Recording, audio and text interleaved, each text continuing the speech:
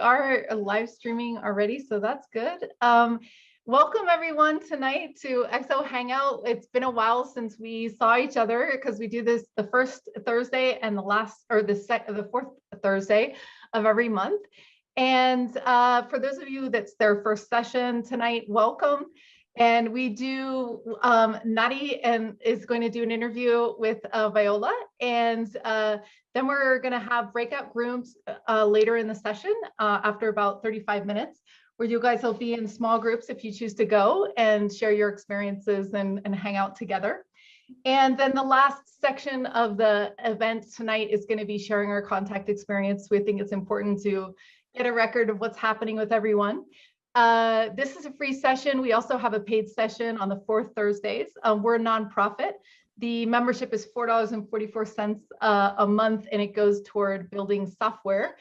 So we're building collective intelligence software so we can all come together and share our knowledge. And we're going to be launching the platform on the 28th of this month. So we're really excited about that. I just want to show you a few slides here. So tonight, we have one of our consortium members, Nadi Hana. She's at galacticrosegeometry.com, and she does all sorts of cool workshops on everything from sacred geometry to crop circles. She's very skilled. She spent a lot of time in the ethers, and she has so much knowledge and enthusiasm to share with us. And we're excited she's part of our consortium and excited to offer her the space tonight to do this incredible interview. Viola Rose, you can find her at heartandsoundhealing.com. She has done over 80 Drunvalo Melchizedek workshops, and she has an incredible place in the world doing healing using sound and her incredible wisdom too. So we're just honored to have both of you guys here tonight. As I mentioned, the Making Contact Conference is going to be next week, starting Wednesday. It's going to be a big deal. Lots of important things are going to be happening. It's in a virtual world. There's a discount code for $100 off, and we hope to see you inside. And this is kind of how it looks inside. There's different rooms, different places to go around, and everyone has an avatar. It's really easy to use because you're just using your voice. Next week, we're going to have Sarah Adams. She's also a healer and been in the ethers, and so we're excited to have her on the next session coming up. And then Adam Curry after that, who's an incredible scientist. He's built technology to help us use random number generators to understand our coherence in this world. And he's going to be joining us in September. And then Linda is going to be joining us at the end of September. She's written a book that was completely channeled. So she's going to be talking about channeling galactics and channeling in general, and writing and her theories on love as well. So, all right. So I'm going to pass it over to you guys. You guys can go ahead and unmute, and I will give you the floor and welcome. Thank you. Thank you. It's so good to be here. Well, we got introductions, so we're all set. So why don't you do that little drop in? Yeah, just before we even begin chatting, I would like to set the intention that we can connect to the wellspring of higher wisdom and our higher selves, and just like sort of open that portal so that we can let these higher wisdoms and energies move through us for our own understanding, and so that we can be in service to the healing of this planet and the evolution of it. And so these conversations for our own growth and the betterment of the world. I'm so excited to be here with you all. Right. I'm just gonna change our view. Is that okay for you? Yeah. Okay, great. So I am really excited to be here. Thank you, Zenka, and this wonderful Exo Metaverse community. And thank you, Viola. The two of us have been having cosmic chit chats for a lot of years, and typically we are existentially and ascension oriented. So we've had a lot of chit chats about what's going on right now and the trajectory of humanity. And as I'm sure is true for so many of you, it's been a bit of a roller coaster lately. And so there's the ups and the downs. And we were, I think it was in one of the downs, we came upon we came upon the information of a solar flash and the idea, kind of with a new spin on it, right? The idea of some sort of cataclysmic event for humanity. But it was just timed so perfectly, as I will speak for myself. I was in this pit of despair, pretty much. It was a pretty big low. Yeah, the existential ping ponging. Yeah, that can happen where like it's all going to be great, and then sometimes some days like I don't know if any of us are going to survive this. It's whatever's coming down the pike is big, and you know the ping ponging. That's what I call it, existential ping pong. So Yeah. I think we were both in a downward swing. Yeah, it was a dip. Like I don't know what's going to play out here. Yeah, and all the feelings that go along with that. So I know that we're in good company with that. And it was in one of the low points where the idea of the solar flash, it just kind of reemerged. And I know we talked about it, and I got really hopeful. I got really excited because I haven't been able to see a way out, honestly. And so it was this, oh, great, here's the solution. So we talked about it, and then we found this video that I want to share a couple of clips with. It's from a BQH practitioner, which is Beyond Quantum Healing.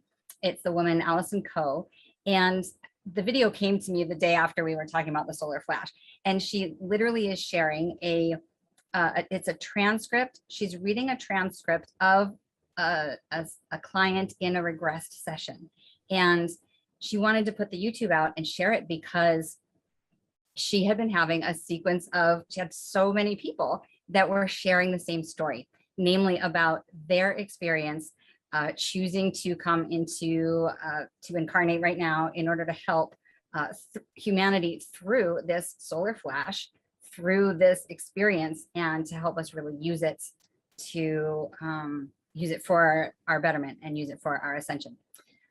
So Yeah. And like, you know, and all the talk of like, what is going on here? You know, what are we doing here? What's our role here? What it actually is playing out on this planet at this time. You know, some scenarios, there's so many different scenarios, and yet a lot of them lean toward a big event happening.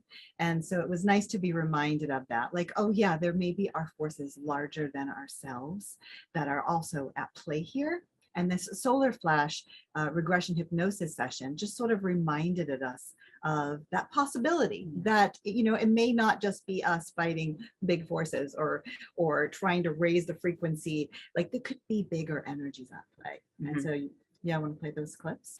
Well, I think I would love to give that background of Drunvalo's work, of how he, all the different cultures, because part of what Viola is talking about is, you know, it could be a solar flash, it could be a lot, but there are lots of prophecy and reference to that. Maybe I'm repeating that, but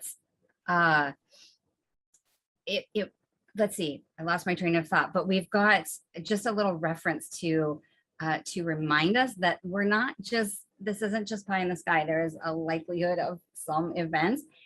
And I researched a detail the other night about solar flares, and it's fascinating, but let's have a little minute about how like non-unique this is. It's really been around. I'm a facilitator for Drunvalo Melchizedek, and his entire body of work is based around preparing humans for personal and planetary ascension. Really, that's his whole body of work. How to get your light body activated, how to get into your heart, how to activate your third eye, clear the traumas around the heart so that you are ready to ascend and continue to ascend with the earth as she transforms to higher levels of being. So he's very focused on that. So as a researcher, he has looked into various cultures all around the world. And I have one little paragraph I'm going to read you from the classic book, The Ancient Secret of the Flower of Life by Drunvalo, where he just names a bunch of these sources.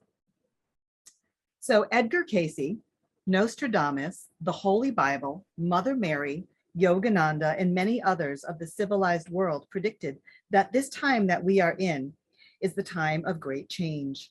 Some saw this time as one of great destruction and pain, with huge earth changes and a world altered beyond recognition. Others saw a time of rapid spiritual growth, a time of ascension into a new world, and some saw both. The indigenous peoples of the world, the Maori of New Zealand, the Zulus of Africa, the Kahunas of Hawaii, the Eskimos of Alaska, the Maya of Mexico and Guatemala, the Kogi of Colombia, the Native Americans of North America, the Shintos of Japan, and many others, all feel and predict that a great change is about to happen, or in some cases is now happening. So we're in it, right? And I think as volunteers and light workers and star seeds, I think a lot of us feel, I know that I do, that that's why I'm here. Like I wouldn't have come for life on this planet just to live a life as normal. Like we're here for the big showdown. And so bring it on. And here it is. And we're living in it. Yes, we are. Right. So, oh boy. So as we were talking about this more, as I was like diving into it, what strikes me is that there's these two dominant ways to interpret the events, right? So you can focus on, you know, prophecy. Is it going to be solar flash? Is it going to be pole shift? Is it going to be ETs? We can talk about our ascension from an external impact way, or we can look at it from the internal way. How are we going to prepare for this? You know, like Drunvalo was talking about, what's the internal process of readiness and service, being of service. So it's not an either or, but those are the two interesting sort of ways to focus on it. So we're going to blend a little bit of each. And I think maybe the video, this is a good time for the video. Sure. Yeah. So this video is talking about one of those ways that it's potentially that it could be bigger than us. And of course it's both, right? Right. It's our work internally and it's externally. So right. One supports the other. Right. So the video I'm going to show, Allison Coe is the name of the woman, the regression therapist. And she, like I said, she did these videos because she was just getting so much similar redundant information from lots of different people. And we're all set for screen share, right, Senka? Okay. So these are there's just two different clips and we have one more, maybe we'll get to it, maybe we won't. But what this person is talking about, like a little context, he's talking about coming down intentionally from the ships, knowing that he came here for this time. He goes into, he actually sees the solar flash and what happens. And he's talking about the fallout, and he's going into the different aspects of who makes it, who's impacted, what it looks like, and why we're here. So we'll go into the first clip. There are 2 3-minute clips, so you'll see us jump around. Okay, here we go. Clip number 1. On the earth to allow for this change to happen. I know you guys anchored the light, but what happened then? There was a big catalyst, an avalanche of light that hit the planet. We were helping and other people were helping. I feel like it got to a breaking point finally, and the earth was inundated with this light, and this was the start, the beginning. And what happened to people when this avalanche of light hit the earth? Can you go to that point and look? Were they able to see the light as well as feel it? I see people walking, going about their lives, and all of a sudden, it's like a flash. The light comes down from above and hits everybody. These beams are hitting these people. They stop in their tracks, and they're hit with these beams of light, and it's like a huge shock. They stop what they're doing. Some of them fall to the ground. Some of them stay standing, but it's like a convulsion. Like some people go into convulsions and they can't handle the light. And others are able to just sit down and be in it.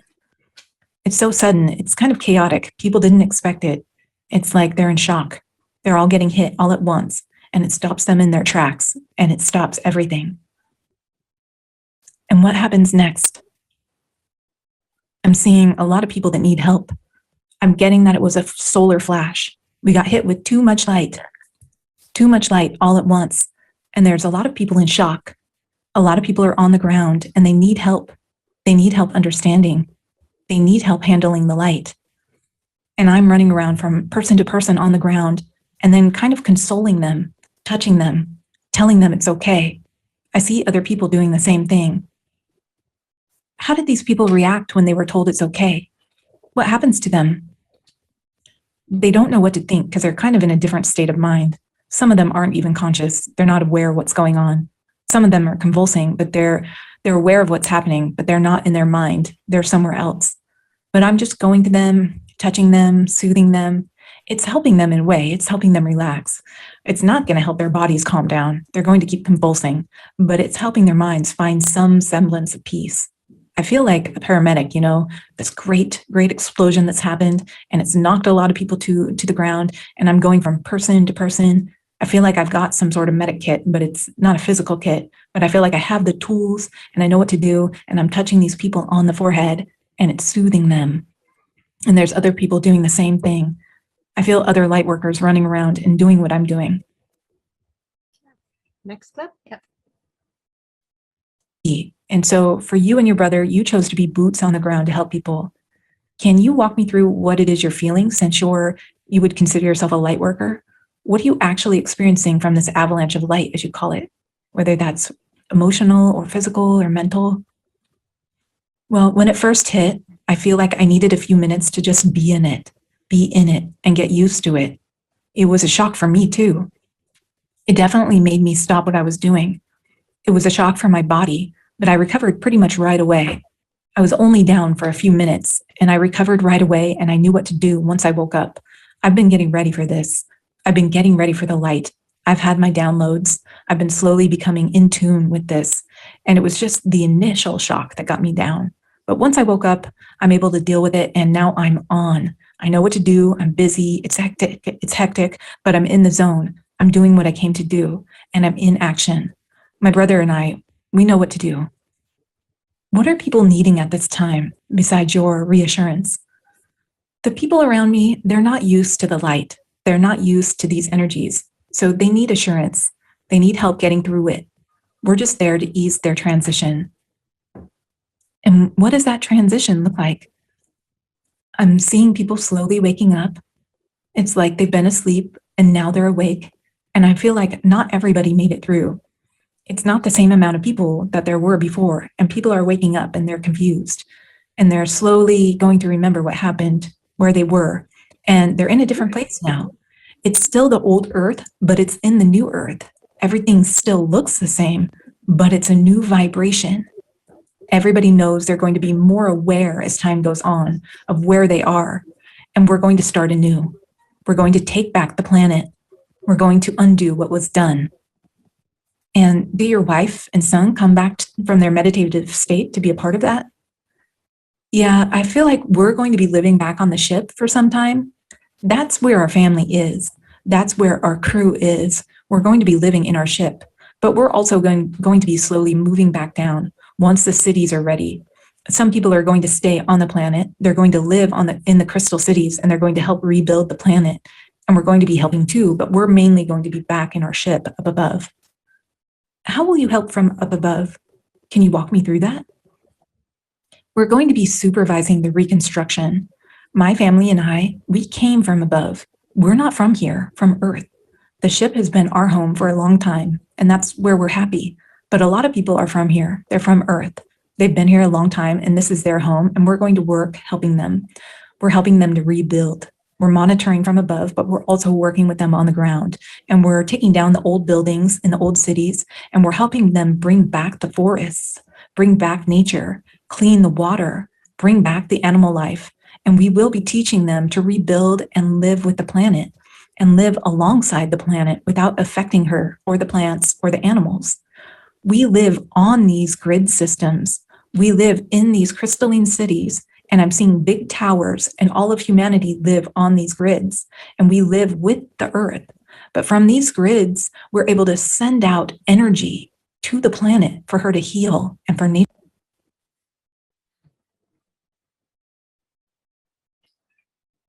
Okay. Well, this is the point in my mind where we would open it up to everybody to say, what did you think about that? But instead, we'll talk about it and then we'll do that. So let's see. So many places to go. I know that from my experience, it really gave me a lot of hope, like a lot of hope. And so I had to look into that a little bit. And in part, it's because I feel like we're so far gone here that we need something external.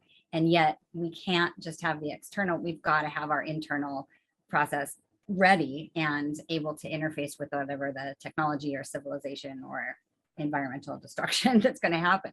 So there's this there's this partnership where I have more hope now, and it inspires me to work more on my internal process to be ready. It's not like this, and this is what I'm going for. It's not like, oh, the ETs are coming, we're fine. There's that real encouragement to be ready and do the inner work to be able to receive and show up. And I mean, so many of us as light workers and star seeds, and however you identify, we kind of know we're here for a big purpose. And we also know that we're not from here. I really loved the validation of like, yeah, we're on the ship up there. It's fun. We can watch from up there, and we'll be walking on the ground too. I actually just had a thought while you were sharing about what you were saying about how, it's not using, oh, the ETs are coming as an excuse to not do the work, Right. Actually using it as an inspiration to do the work, Right. because we're a part of something bigger. And there can be more reason and more motivation to be part of a big grand unfolding of the ascension of Earth, of the awakening of Earth. And it gives actually more motivation and inspiration to do the inner work that it takes to be a part of a bigger movement. Do you, like a super team, do you want to go into Drunvalo's or your specific perspective on how to do that work? Or, Yeah, what he does? Drunvalo's focuses a lot on talking about the 3 days of darkness and the shift from third dimension into fourth dimension, or the fourth world into the fifth world, depending upon which tradition you're looking at. And so it's a little different take than that's a solar flash, although he does often talk about the solar flash and how the stair-step evolution that has happened has been, huge shifts in human consciousness coming through these the dance of transition between Mother Earth and Father Sky, right, is the solar flares, is the DNA information coming to Earth and upgrading us. And so if something really big came, it could shift things in an instant, right? Mm-hmm. But he also talks a lot about that shift into the fourth dimension, that when there's, a pole shift precedes a dimensional shift. And then what do you want to do to prepare yourself for that, for whatever's coming? And really it's getting into the heart and activating your Merkaba, activating your light body, and being in your heart and saying no thank you to whatever fear opportunities and invitations come into your life. And the more that you're anchored in your heart, the less you are susceptible to fear programming through the invitations to step into fear and to step into duality. You're just like, no thanks, I'm just staying in my heart, I'm good. And his work is really based on anchoring and learning to live from your heart, activate your light body, which is your ascension vehicle, which is your ability to travel interdimensionally with an activated light body around you, to activate that from the heart space as a unity vehicle, so that you can transcend this dualistic realm of the third dimension and travel onward as the Earth herself continues to upgrade through this dance of transition between the sun and the Earth. Yeah. And so there's a way that that I just sometimes I just unplug. I just unplug from the push and the pull of the dance that's going on in the world, and just get into the silence and the love that's in my heart, and just anchor there, and just let the duality spin around the outside, and then begin to breathe prana in, and let myself be a conduit for higher dimensional energies to come in and through to help upgrade and elevate and continue to lift and the planet to where it wants to go. It's a good job if you can swing it when you signed up. I think somebody said something on a comment like they were ready to speak. Not yet. Okay. Leave it to Nadi. Yeah. So we will get to fielding the questions and inputs, and it's really exciting to see that people are jazzed about this. Just a couple more minutes, and then we'll look to give the opportunity for the breakouts, and then we'll keep going. So that's the Drunvalo's perspective of the heart and of the internal, and that the interdimensional accessing through the heart. That I signed up for that. That's what makes sense. And I feel like there's also, there's a lot of different aspects to grounding and being ready, right? There's being in the physical body, there's being in your center. And there's also a little bit of information, which is where I love to hang out, which is, we are multi-dimensional beings, right? And the more we can really tap into, it's saying the same thing, only a little bit differently. The more we can really play around in the idea that there is so much more to us, and that there is so much more here, right? Our galactic community, all of the ET star nations that are here to help us, you know, doing the inner work to become all that we are helps us to be ready for interface with other civilizations, which everyone on this crew knows is coming, right? Like it's just the time that it is, which is why we're so brilliant for getting that, you know? So really doing the inner work to be centered in your heart, and then also having that consciousness and that awareness that there is so much more going on, that we are part of such a bigger picture, that we have sensory capacities, we have psychic capacities that we can activate to tune into that and connect with that. So it's really this multifaceted approach to really maximizing why we're here and being ready for whatever's going to come whenever it's going to come. So there's this, you know, yes, there's the idea of the solar flash, and here's that piece of information that I read earlier. So a large CME, a large coronal mass ejection, is one that's very impactful, happens about every 150 years. And the last one was the Carrington event in 1859 that wiped out the entire, you know, telegraph system. And so we're due. We're right now. So it's not far-fetched to go, you know, whoa, be ready. And let's add the third part. So we've got being in your heart, we've got being centered in your higher self. And then we've got the consciousness, the awareness of what could be coming. And then there's getting your supplies. Right? So there's a third part of like just know that on this earthly plane, you want to have your supplements, you want to be ready for the grids going down. It's just a smart move, just to put a little plug in for that. I felt like trusting God and tether your horse. That one. Yeah. So I felt when I saw this, I felt like when I saw the video, I felt like, oh my God, we all need to know, like it could be happening.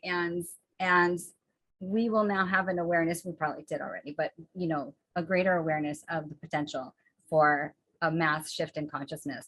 And one of the things that I really enjoy that you talk about is remembering to sort of choose the high vibe, and remembering that, yes, we're seeing a lot of destruction, a lot of deterioration, a lot of chaos, a lot of suffering, and to try and find that balance of understanding the higher purpose, understanding that we are ascending, so to speak, like it is happening, there is hope, and trying to use that lens to see it as well. Yeah, like it's a Leela, it's a dance playing out, right? And everything is unfolding perfectly, and there's no emergency going on, and all this stuff's going down. And so I just keep trying to remember, like it's like a chess game, you know, just like, what's my next move? What do I want to do to be prepared? But really all I have to do is be in my heart, and it's going to work itself out. But it's a constant choice to continue to stay informed to some degree, so I know what chess move I want to make next,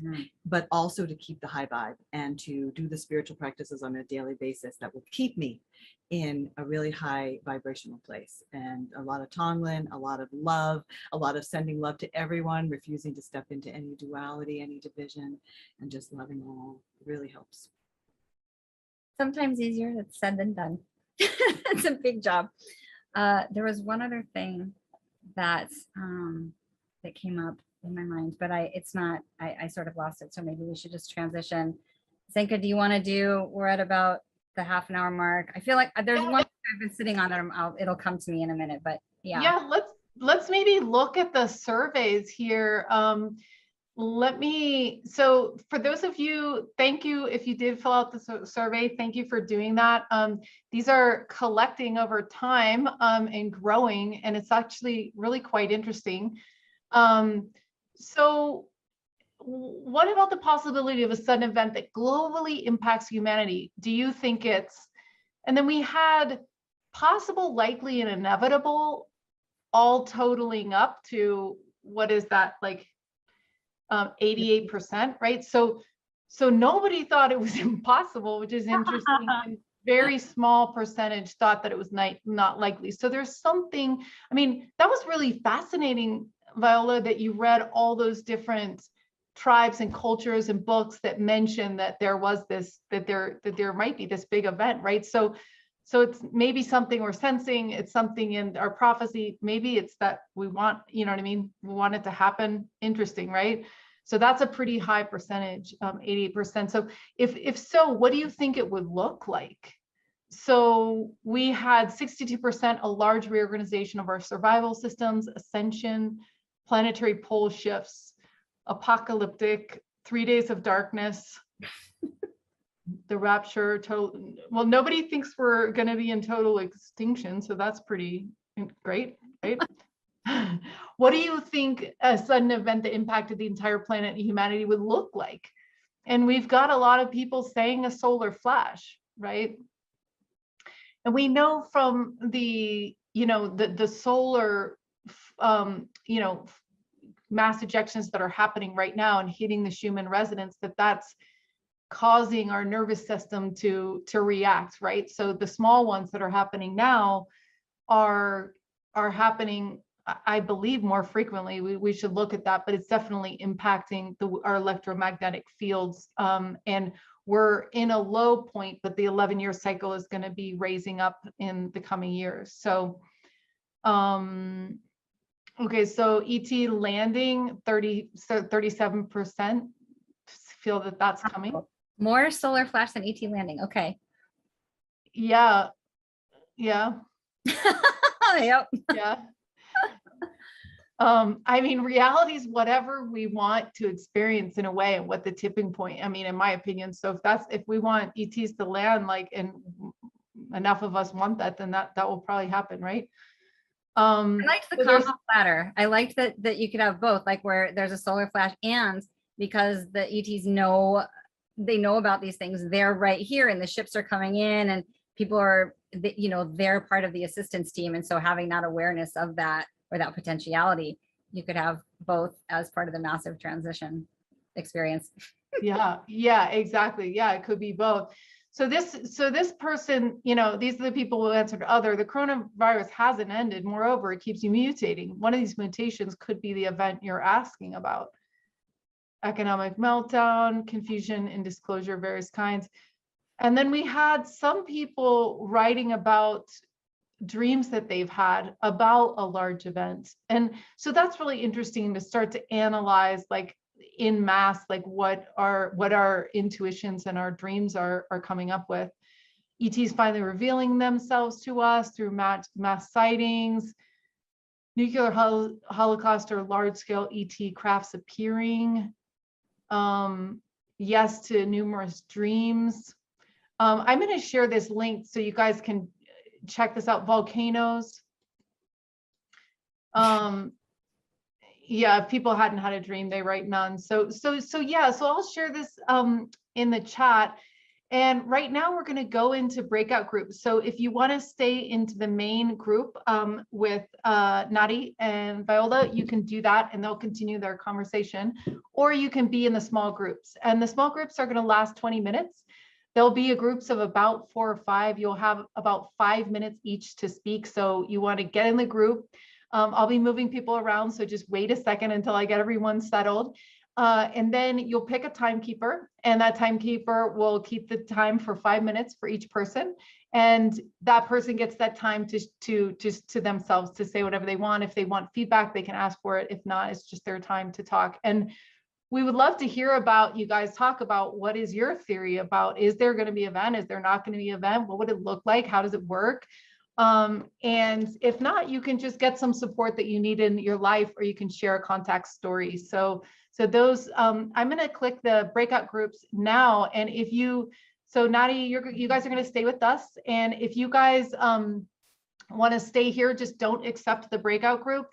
And like I said, I'll be moving things around for the first few moments to get everyone settled. So here we go. We should have space age music for this We should, intermission. right? I know, right? Cosmic galactic disco. I know, right? Okay, here we go. I've got the playlist. We just don't join Yeah, that, right? yeah. I think it'd be fun to do like question and answers and just get connected. Yeah, we can definitely do that. That's great. There was one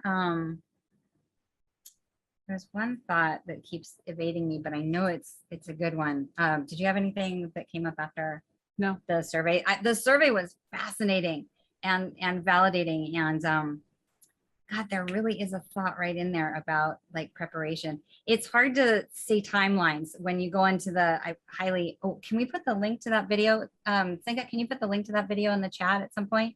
Her name's Allison Coe, C-O-E. I tried to find it, but I'll you'll do it. just share it later. That's fine. I Or, can oh, do it now. okay, perfect. Yeah.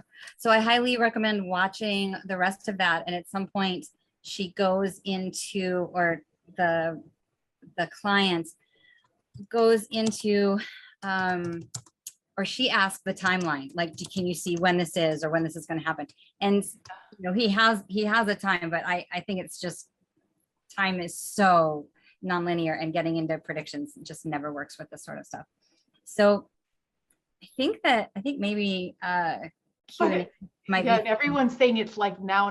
It's like, okay. I know. Well, they had something for, he had something for next year was the deal. And then, you know, what's a fascinating game is if we're thinking about a solar flare, we're talking about a 50-50 shot, right? Is it going to be night or day? Are we going to be facing it or facing away from it? Like, that is a really like day or night for you when that happens. So, or for us.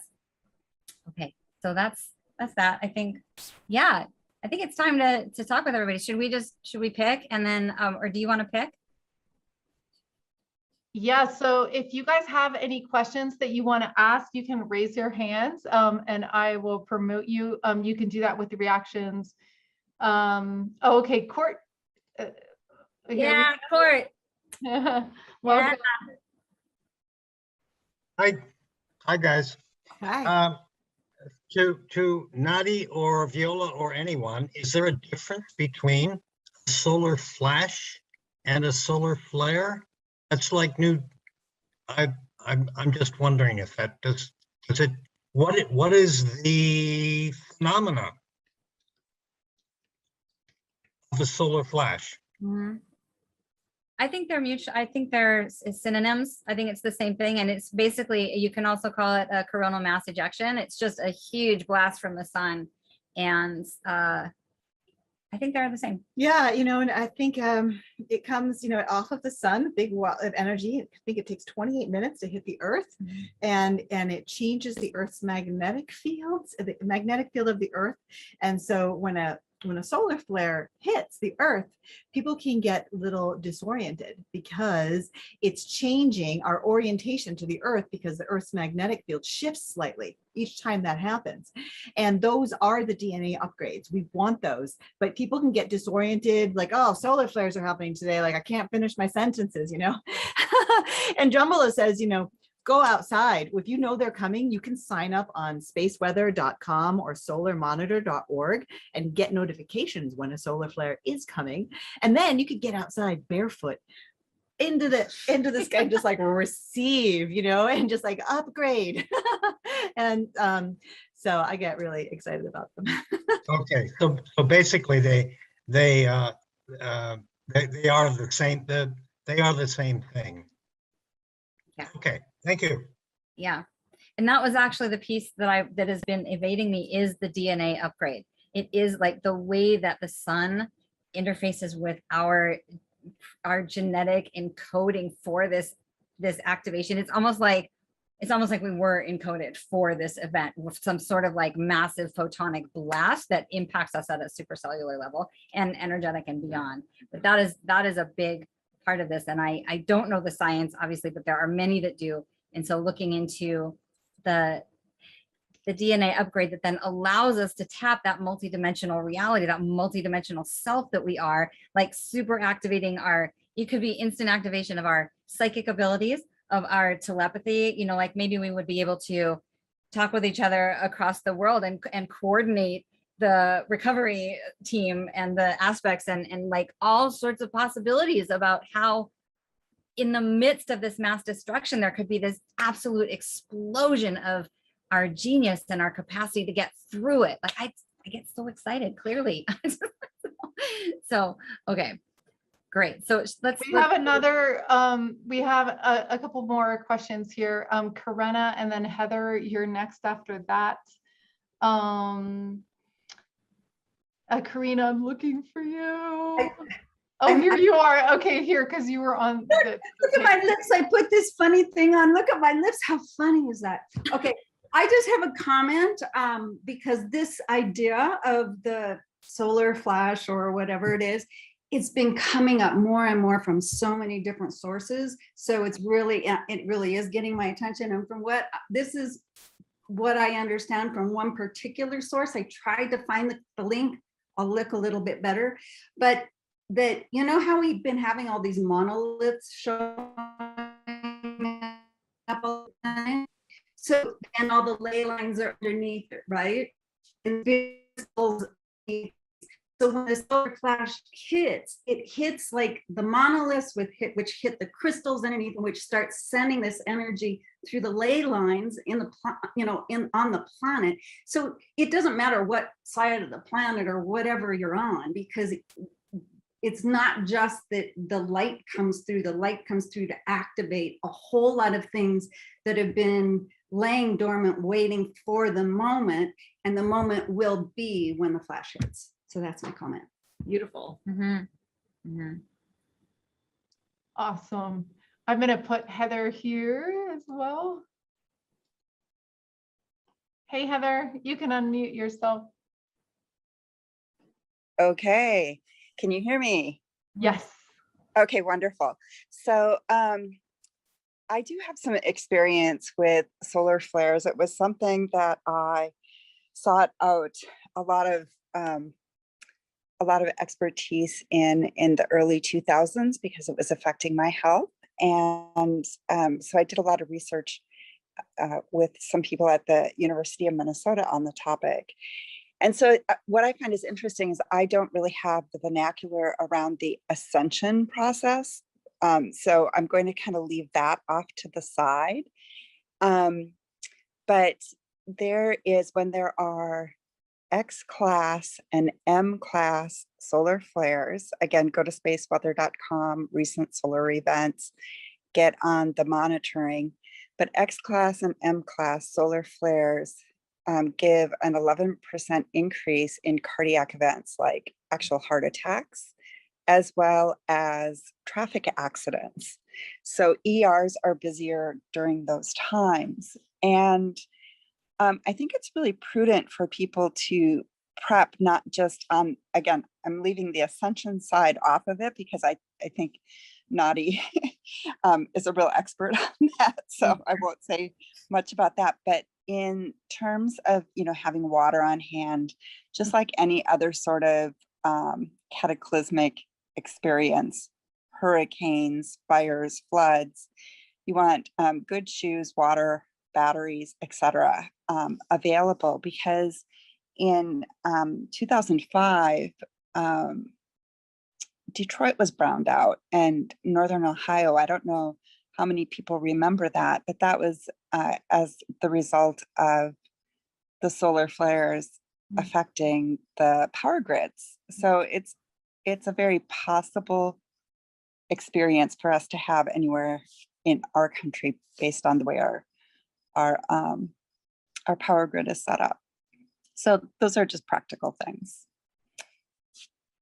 A follow-up comment to what you shared is that is true, that some people can be disoriented or have health challenges from the solar flares. And I know I said, get outside and stand barefooted, like receive, but I have to qualify that. I'm also saying that from a place of somebody who has activated a Merkaba and has programmed it to absorb the change in the field at a rate that won't disturb me. Like you can activate your light body, your Merkaba, and you can program it so that when a solar flare hits, to move over to the new position of the field at a rate that won't disturb you. Mm-hmm. It's like a surge protector so that you still get the DN upgrades, but you don't get blown out.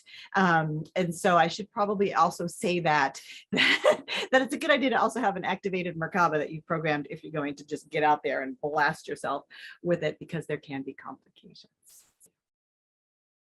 Well, and do you think that's, I think that's translatable. I don't know that it has to be, yes, activated Merkaba, our light whatever bodies, your mojo is. Whatever your mojo is. Yeah, like just tune into strengthening your system whether it's like diet and cleaning up diet so that your system can more integrate higher frequencies, or any kind of practice that would buffer you from sudden impact. And I'm not sure that the idea of buffering, everybody's going to take a blow here, and it'll be like, I don't want to assume that's going to happen. Let's just say, like, in the event, In a grand flash. in a grand flash, everybody would be impacted. It's like the absorption and the rebound would be much easier, much able to integrate, given how much the work you've done, inner work. So just to add that. Thanks, Heather. Nice to see you. I have a little share if nobody else has their hand raised. This is let's see, this is the Schumann Resonance for July. We had heavy in the 13th and 14th and the 26th. We had it high today too, which you can see which different days were high. Sorry, I thought I had August up, but this is actually showing the other ones, but it was high today. And this is those cycles that we were talking about. We've actually have 2 low cycles, which doesn't happen barely ever in the history. You know, we've tracked these 11 years for so long, and we've had 2 low dips. So we're at the rise up. So our nervous systems, here, this will show you. So this is the one we're in now, this far one.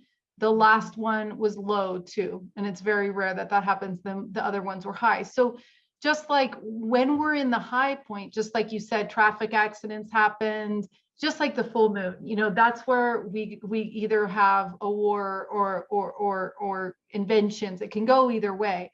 But this is the number of sunspots in red.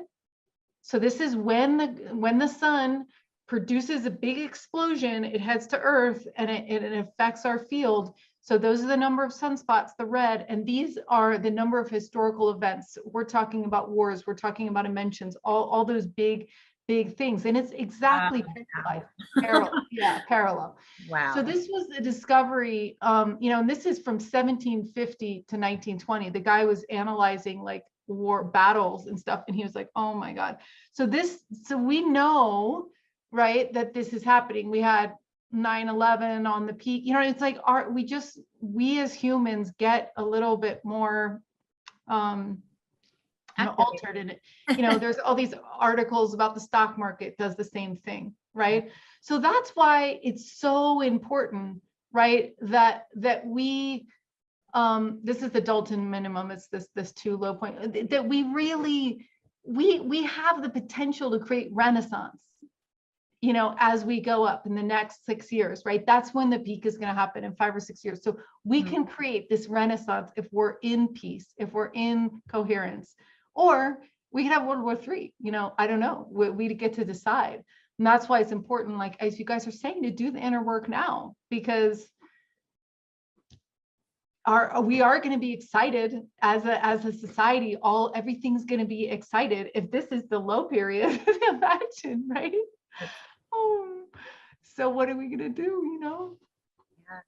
Choice point, right? Like that's another choice point and bifurcation, right? Like we're seeing so much of a split in terms of what you're going to focus on, and whether it's going to be fear and division or unity and love. And so part of why I was really excited to do that is just to continue to give us motivation to pivot towards the interconnectivity and the potential for the higher vibrational manifestation. That data is fascinating. You have converted me to a data junkie. I love it. I was wondering, since we have a minute, do we need to do other things, or could we show that 3rd clip of the video? Do you have other things? Nope. Kind of have. Yeah, if you guys, and we have the contact thing if you guys want to do that. But yeah, go ahead and share that, and then at 7:30 we bring everyone back. Okay. Yeah, it's just, I think it's 4 minutes, maybe 3. It's not long, and I think that then we'll bring people back. This one goes more into the ships. Should we wait, where were we going to start? Oh, we've got it queued up already. Do we have it right? Yep. Should we wait for people to come back to the, No, I think we share it now. okay, we go for it, 28:15. Yep, okay, Okay, this is the last one that Nadi wanted to share. yeah. So it sounds like there were many people who didn't go on the ships, though. Wait. Yeah, a lot of people stayed, and these are the people that I left it at a fast speed. Sorry about that. We were scrubbing it at a fast speed to get the right spot. Let's go down to 125. And then we wanted it 28:15. Okay. Can't miss a minute. All right. All right, 28. 28:15. Yeah, exactly. Okay. Perfect. So it sounds like there were many people who didn't go on the ships, though. Yeah, a lot of people stayed, and these are the people that didn't have to go. These were the people that could take it. They've done the work. They've done the work in order to stay, and they're going to be the first ones to be on the planet, and they're going to help my team get it ready for everyone else. Good. Okay. So these people who knew this was happening, so awakened people or light workers, they're the ones you had to help and act as a medic to when the light hit. The light workers are people like us. They are starseeds. They're not people from here. They're the ones that came down in order to help in this shift. They're going to be aware. They're going to be conscious of everything that's going down. They're going to be down here to help these people who are awake enough to go through the shift. But the people that are going to need our help and are going to be the ones that stayed here and who are awake enough, they're from here. They're from Earth. They've incarnated completely here on Earth. They originated here, but they're at a level where they can handle the energies. They've done the work. They may not all be awake now. They may not be conscious of the fact that they're awake, but they're the ones that are of higher light.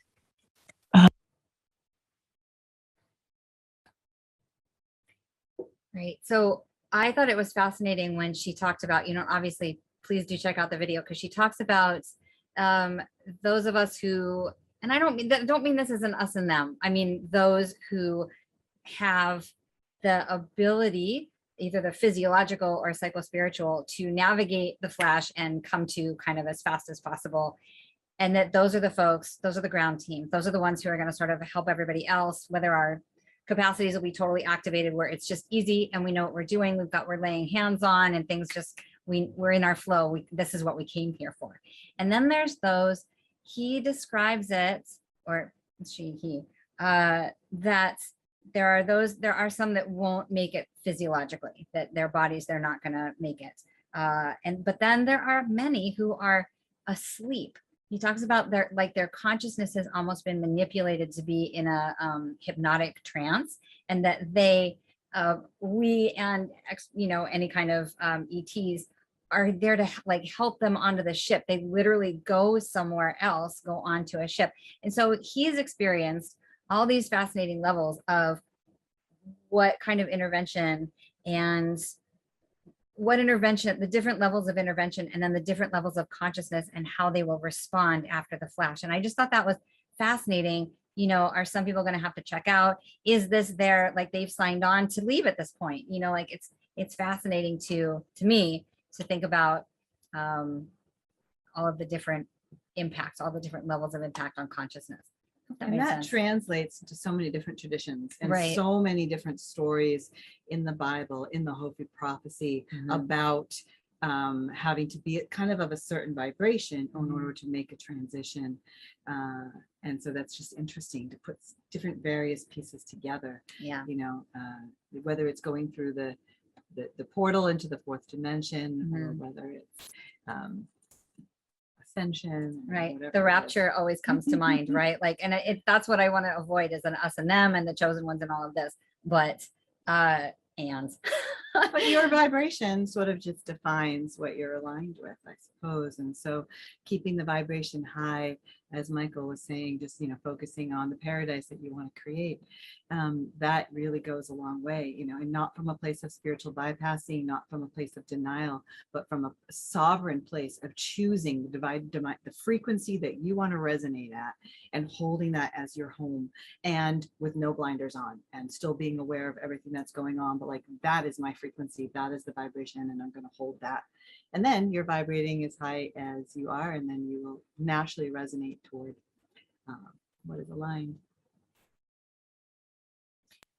okay. Awesome. Yeah, that's really great advice, is just to figure out what frequency you want to be at and have that be your home, because you're going to get knocked off of it all day or in course of the day or whatever. But if you can go back to know where you want to be, where you want to be at home, then you've got your true north. That's great. So I'm bringing everyone back.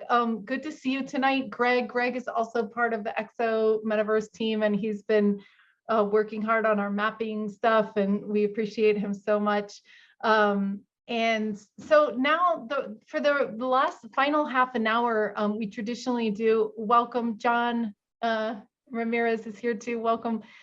Good to see everyone. So the last half an hour, we work toward our docu-series of contact experiences. So these are things that we're going to be putting on the map. We're eventually going to put them on other planets.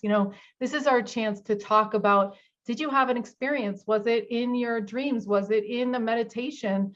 Was it in real life? What was it for you? So we'd like these experiences to be relatively short so everyone can give a chance to talk. So around 3 minutes or so. And if you guys want to kick it off, you can, or we can pass it to the audience.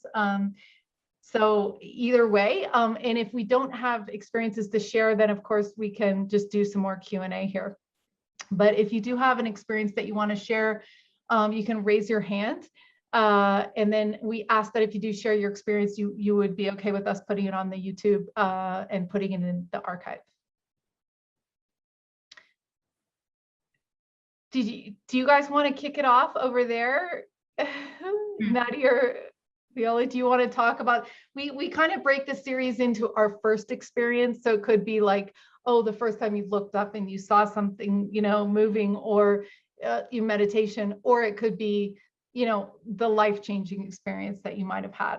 Well, piggybacking on the question from your questionnaire earlier about dreams that you've had, I will share that when I was a child under 10, I can remember 2 dreams that I had of the world ending and mayhem happening. And these are like the earliest dreams that I remember, and they've stuck with me my whole life. And the first one was the world was going to end and everybody was freaking out. And then instead of the world ending, these aliens came. But I'm a child of like 6 or 7, and I didn't really know what aliens were so much. And so I think I identify them as French fry guys from McDonald's. Like that's what they looked like to me. But in the dream, they came down, and instead of the world ending, it was these beings that came from elsewhere, and then everything was okay. And then the second dream that I had, which was probably a year later, was that the world was about to end and people were running all over and with their belongings and throwing stuff off cliffs, and it was dark, and the world was in mayhem. And then instead of the world ending, the morning came and there were 2 suns. And then everything was okay. And so those were some potent experiences from my childhood that I remember that sort of set the tone. So I'll start with that. So cool. Yeah, and now here you are doing a call about solar flash. I know, right? Everything's coming full circle. Fascinating. I can't think of anything super related for ET contact. I know that So we have Michael here too, if you want to pass the mic. Okay, Sure. so Michael, you're on. I love your shirt, by the way. It's amazing. Well, actually, interestingly and coincidentally, the experience I'm going to tell you about is from a self-development workshop with Robert Kirby, and this is his logo. He is an American guy, been in Australia for many, many years. I was doing this workshop, and I had seen a UFO, and I had a few dreams and things related, but I won't go into all of that.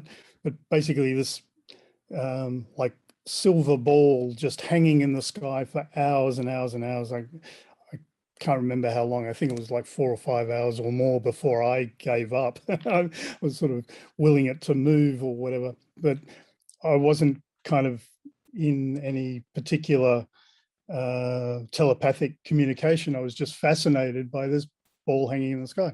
But moving on a number of years in this self-development workshop, I was doing a one-on-one kind of exercise, and that was all going fine. Suddenly my crown chakra started to expand dramatically. Like I'd experienced sort of energetic expansion before, but nothing to this extent. And basically all my chakras right through my entire body kind of expanded till I was flowing in energy to the point where I actually, it was too hard to handle. I started crying and realized, like, okay, don't resist, just relax, breathe and whatever. I lost consciousness to the room, was not aware of the person sitting in front of me, like she was only 2-3 feet away. My awareness seemed to go into 3D, and I really am still struggling to kind of understand how that was, but somehow I became aware of who and what this being was. I actually, at one point in the early stages, I looked down at my feet and I saw wings.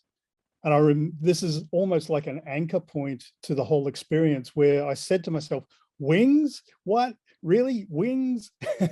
And so what I became aware that it was a very large, masculine,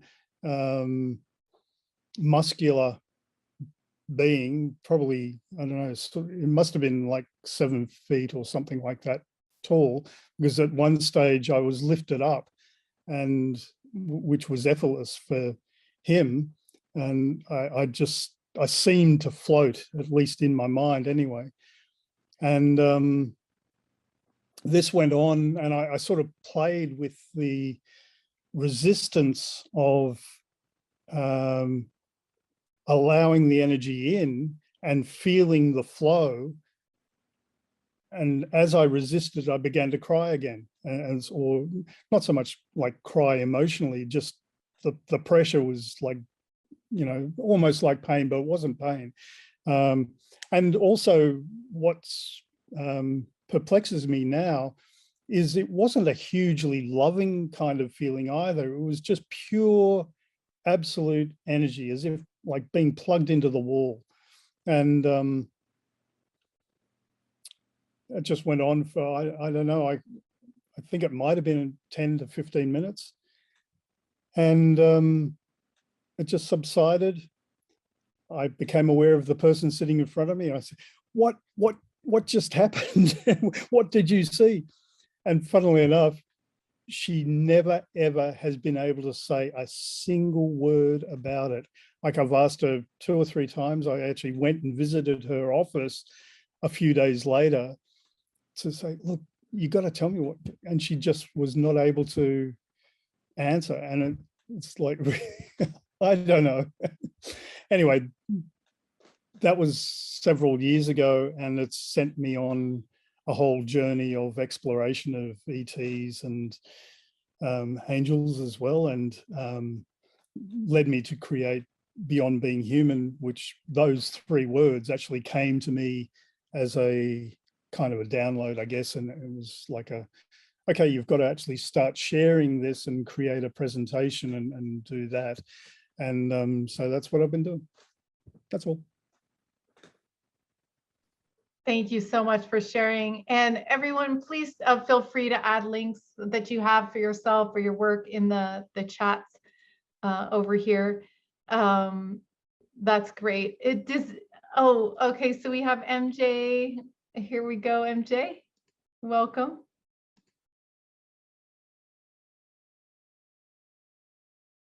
MJ, can you hear us? If anybody else also wants to share an experience they had, a dream, a premonition, an experience in real life, please raise your hands. And I don't know if you can hear me. Now we can, yeah. Hey, Zanka. Hey. I don't know if it's possible to share my screen. I was gonna just show something. You can. It has to do. Okay. Yeah. And while you're doing that, I just wanted to encourage, I know you're an artist, and I don't know if I mentioned this. There is a art contest with cash prizes as part of this conference, Making Contact conference. So there's only 2 days left, I think, or 3 days left for the artist contest. It's free to enter. And it's going to be voted on by all the conference goers. It's going to be in a virtual art gallery. I just shared the link. So definitely, MJ, encourage you. And then if you guys know any artists that would like to be recognized and participate in cash prizes and get free tickets to the conference, you can share that makingcontact.com/artist-contest. Cool. Okay. So I don't know if you guys can see this. We can. Okay. It's been a while. This is something I kind of rendered based on an experience I had a few weeks back. And I just felt like I just had a gut feeling or a feeling from the heart that for some reason I needed to go ahead and create this. And something very interesting happened. Let me stop the share. Let me see if I can replay it. Okay. So this is actually a rectangular prism ship that I experienced, and they actually gave me a download during the experience, like a miniature version of it that uses water. I think I talked about it the last time Alan was in the show. And they use water or memory stored in water to travel and seek out portals in our sky to travel different places. But the interesting thing that happened today, I'm gonna stop this so I can talk, is while I was doing this today,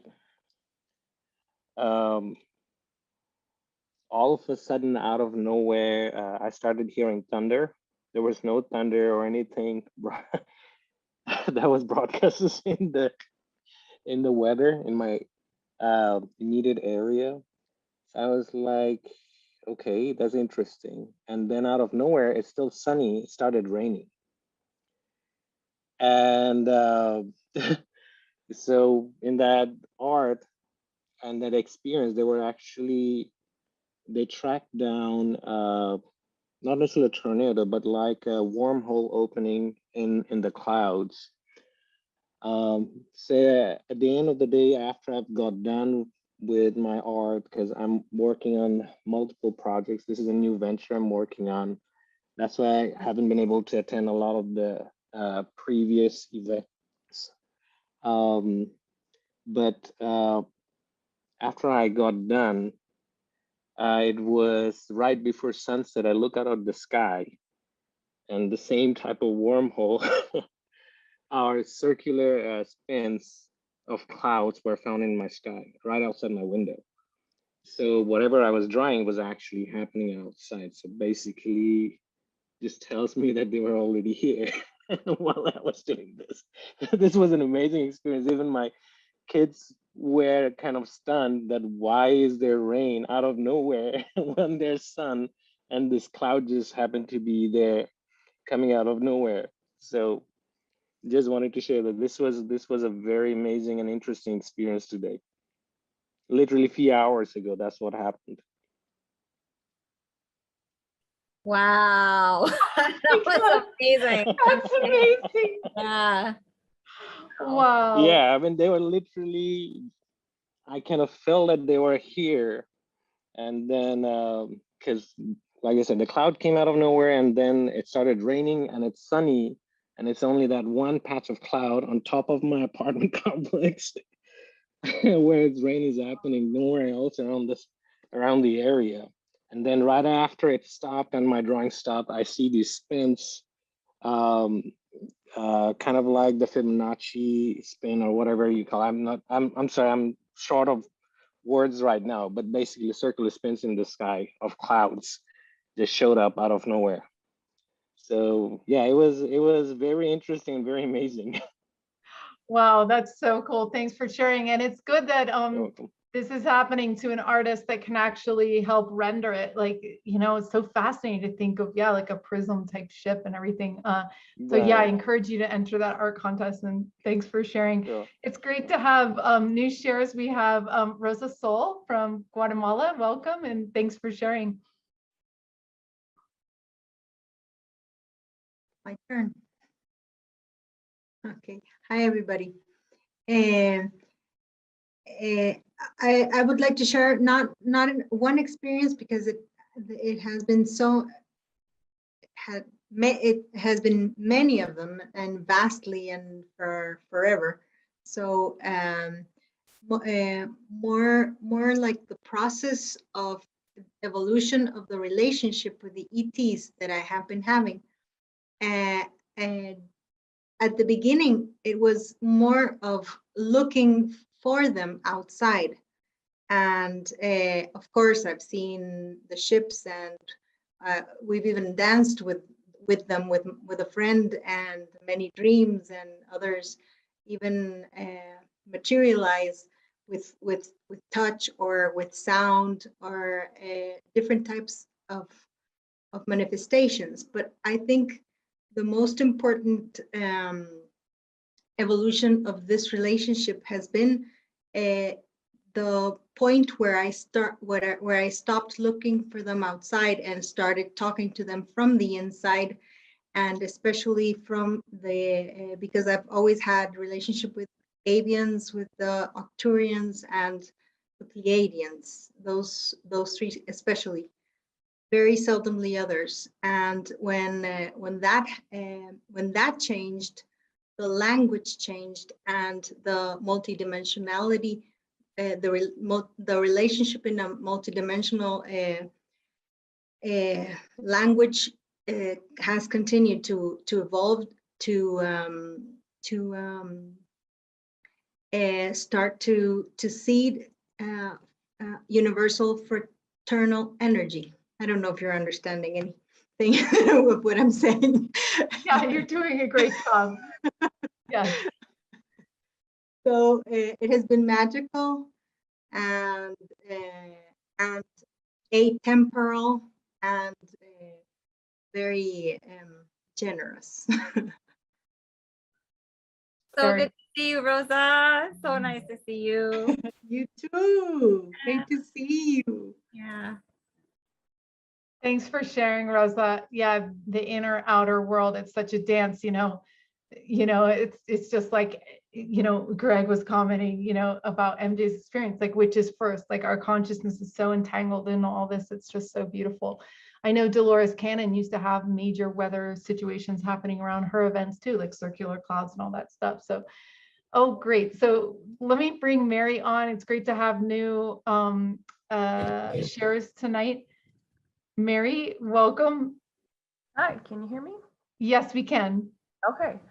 I'm kind of like our friend that just went. I'm not going to try to go into everything because it would take too long.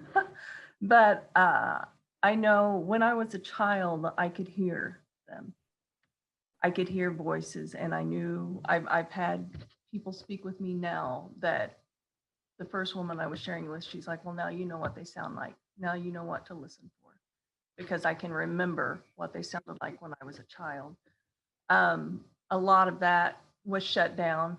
It was not welcome in my world at all. So it was shut down until about 10 years ago, when my life changed drastically in a lot of different ways, and a lot of things started opening up. My primary connection has been with the Arcturians. I had one who, I had a picture. I lived in Germany. I live in the United States now. I lived in Germany for several years, and I bought a drawing there in a hardware store of all places. It was a charcoal drawing of the space that just really drew me. I had it hanging over the piano for years, and I always told people, you know, someday that drawing's going to start talking to me. That was kind of my joke. And the funny thing was, when my Arcturian friend showed up, it looked a lot like that drawing.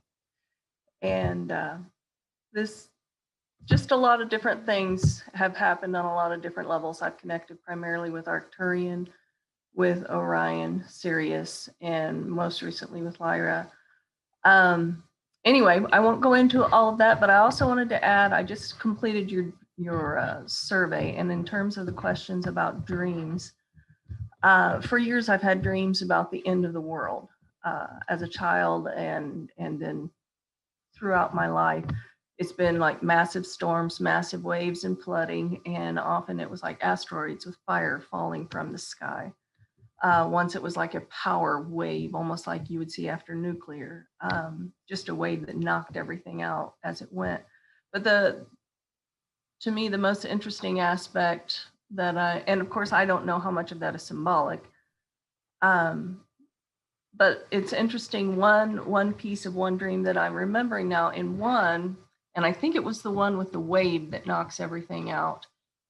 I was looking up, I turned and I looked up at the sky, and instead of seeing blue sky, I was seeing space up above.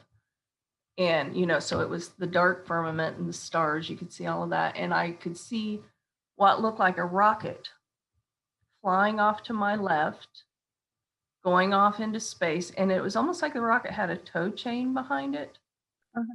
And what it was towing was the Statue of Liberty that looked like it had fallen over, and it was being dragged off into space. Anyway, that aspect of that dream never made much sense to me before, but when I think of it these days, it's like, okay. So anyway, just wanted to share that. Thank you so much. Yeah, we encourage all you guys to keep some paper and pen by your bed. I think they say that sometimes the spiritual dreams come at the end, so it's good to just get those down, or even if you're in the middle of the night, because we all know they fade away. I think I want to jump into it, like in terms of, or in addition to keeping a notepad by your bed. MJ, that was so awesome. And it's also awesome. Thank you, Mary and Rosa. I love hearing from everybody. But I want to say that when you draw, when you put pen to paper, when you take action to either write dreams or just sketch little art images or sacred geometry, which is really easy to draw, and I love to teach people to do it. But anytime you're putting pen to paper, it's this communication. I believe it's this direct communication with higher intelligence, higher source, and you're taking action in the world to say, I'm communicating with you. I would like to receive whatever is important for me. And so, MJ was having this impulse and then created that amazing piece, and then the clouds, more information, all of that. So I really want to just take the moment to plug creative expression of any kind, song, music, dance, whatever. If you are in the zone, you're just going to amplify whatever needs to come through so much by putting yourself out there, however awkward it might feel. And I'll just put in it's a merciless plug, but that's part of why I do my classes, that I love to teach people how to draw sacred geometry. And so, which is a really great avenue for talking with your higher self. So I know Zenka posted all of our websites in the chat, but I would love to have people join in and learn about how powerful sacred geometry is for accessing our consciousness and bringing out that creative connection. Awesome. Thank you so much. Yes, we'll share the links again. And just to remind everyone, thanks for coming tonight. We're going to have one more share from Babaji, but just a reminder. So you can find Nadi at Galactic Rose Geometry and Viola at Heart and Sound Healing. And again, this conference is starting next Wednesday. There's $100 off, which will last a couple more days if you want to do that. Next week, we'll have Sarah Adams on the 22nd. That's an EXO members only event. You can do that by going to exometaverse.org/get on the list, $4 a month to support. And then we have Adam Curry coming up after that. And Linda is coming up after that. So that's what we have on the schedule. And Babaji, did you want to share some tips on, some people haven't had their first contact experience, and you mentioned that you wanted to share some tips on how to do that.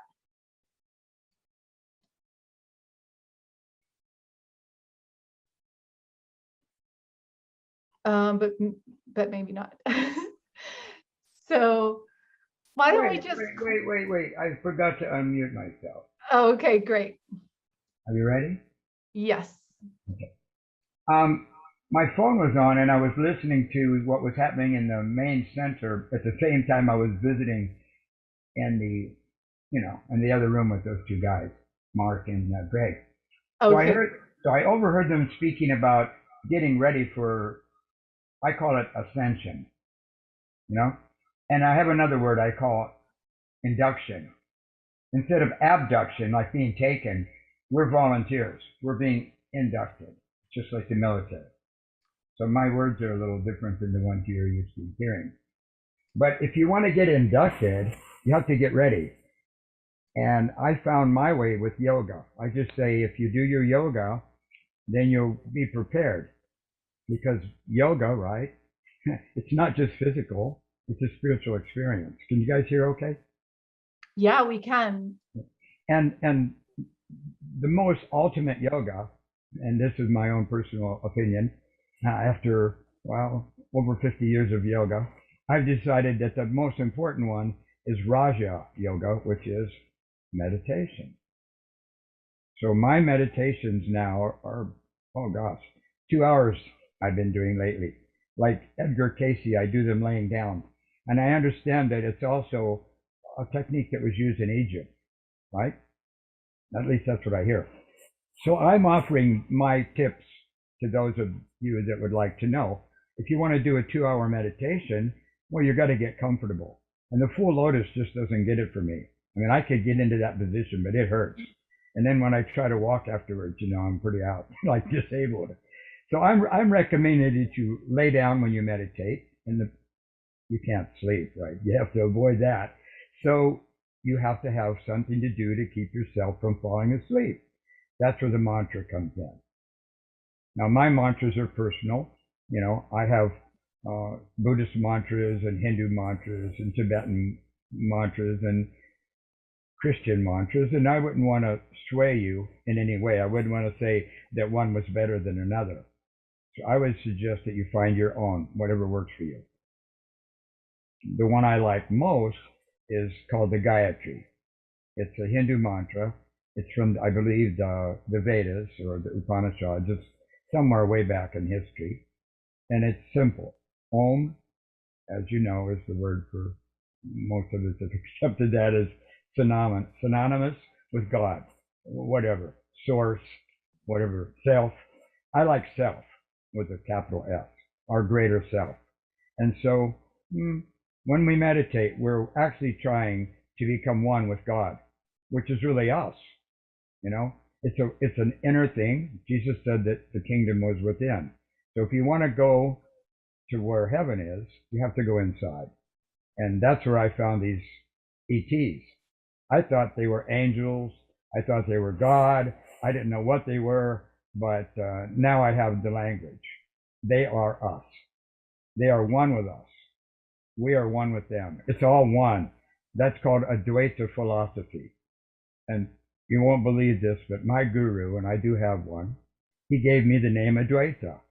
So I'm Advaita Acharya in this discipline that I practice, and it's Hinduism, and it's like the Vishnu aspect, right? But the Vishnu people don't believe in the Advaita society. They argue with that. They call it impersonalism. So I was the only person that I know that was in their society that they didn't agree with. And my guru gave me that name because that's what it is I am. One, one, one. No more than that. So we're all one. If you want to find that out, you have to find that out for yourself because it's like an Easter egg hunt. If I tell you where the eggs are, it's not going to be any fun. So you have to go inside to find yourself. And when you're in there, you might find me because we're all one. So there. I think if you want me to go further, you can wiggle your fingers or raise your hands, whatever you think is fitting, but I don't want to take any of your time. I'm available to all of you. Come to Zinka. Zinka can give you information. I told Zinka once, we're going to have a show, and it's going to be for ETs only, and she said, count me on or count me in. So this is probably it. See you guys all at Mark's Academy. We are one family in God. Yeah, in love. Yeah, with unity. That's it. And we live in America, and I want to see America with no borders. My plan is to like include the Mexicans and the Guatemalans and the Chile people and Canadians and all of us. We're all on one continent, and I just want to take care of our part of the world and let the rest of the world take care of itself. Thank you. Thank you, Babaji. That was a beautiful message. The Easter egg hunt is definitely on. And Babaji's been so kind to share his knowledge, and he's done a lot of work with yoga and different mantras, and he would love to share his wisdom with any of you guys. So you can email him or email us to get his information, team@exometaverse.org, and we'll be happy to connect you for that. So thank you so much. And you know, Viola has some upcoming workshops. One is starting tomorrow and one is the next day. I tried to share some links, but why don't you tell us, you guys, about anything that you have coming up? We'd love to support your work and your wisdom. Yeah, so I'm teaching the Awakening the Illuminated Heart workshop, which is Drunvalo Melchizedek's, his entire lifetime of his body of work has been condensed into this 4-day training. And it's everything that a person needs to walk the path of ascension. It kind of gives you everything in your toolbox. And, he thinks it's a complete training. And so we learn to activate the light body, the Merkaba, heal traumas around the heart, connect with our higher self, activate our beams of light, open the third eye, create reality from the heart. It's a whole 4-day galactic superhero intensive journey. And I actually have one coming up starting tomorrow. It's online for 4 days. And I'm doing it once a month online these days. I started doing it online a year and a half ago. And so every month I'm doing a 4-day training online. And I am still doing them in person as well in Portland, Oregon, every couple of months. So if you're inspired and you want to jump into starting tomorrow, you can just message me tonight. And if not, I'll have one coming up starting on August 10th to 13th. I've got one, and then I'll have one in September as well. So you can also go to my website and just read lots of testimonials from hundreds of people who've taken it with me and just kind of get a feel for it and see if it's for you. And so that's the main thing I got coming up these days.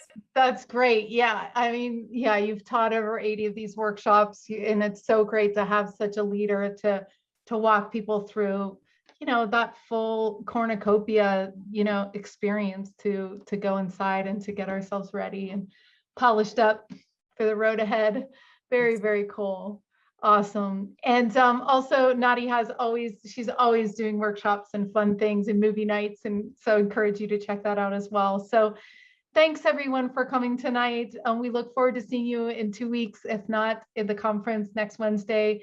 And thanks for all the work that you guys are doing in the world. And thanks for being here tonight. So we'll see you next time.